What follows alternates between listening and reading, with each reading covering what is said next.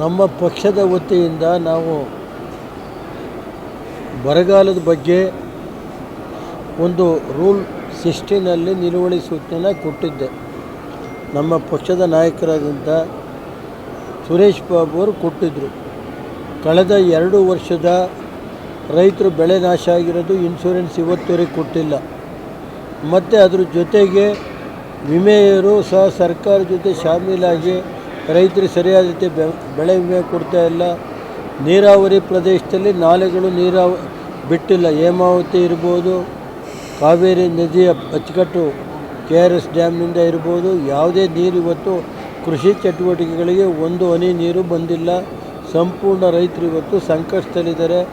ಆಮೇಲೆ ಕೃಷಿ ಏನು ಜಮೀನಿದೆ ಬರಡು ಭೂಮಿನಲ್ಲೂ ಸಹ ಇವತ್ತು ಯಾವುದೇ ಬೆಳೆ ಮಾಡಿಲ್ಲ. ಕೋಟ್ಯಾಂತರ ರೂಪಾಯಿನ ಇವತ್ತು ಬೆಳೆ ನಾಶ ಆಗಿದೆ ಅನ್ನೋದನ್ನ ಸರ್ಕಾರ ಇಲ್ಲಿವರೆಗೆ ಗಮನಿಸಿಲ್ಲ. ನಮಗೆ ರೈತರಿಗೆ ಕನಿಷ್ಠ 1 ಎಕರೆ ಪ್ರದೇಶ ಭತ್ತದ ಬೆಳೆಗೆ 15ರಿಂದ 20 ಸಾವಿರ ರೂಪಾಯಿ ಕೊಡಬೇಕು. ಅದೇ ರೀತಿ ಕೃಷಿಯಿಂದ ವಂಚಿತರಾಗಿರುವ ರೈತರಿಗೂ 15ರಿಂದ 20 ಸಾವಿರ ಕೊಡಬೇಕು ಅಂತ ನಾವು ಇವತ್ತು ಒಂದು ನಿಲುವಳಿ ಸೂಚನೆ ತಂದಿದ್ದು.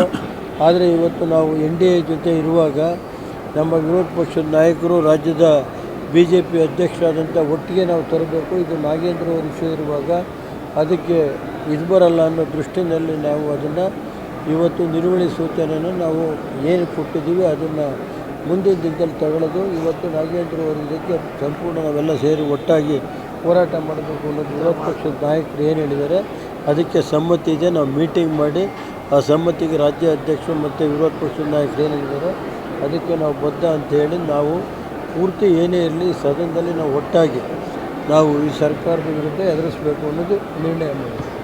ಸರ್.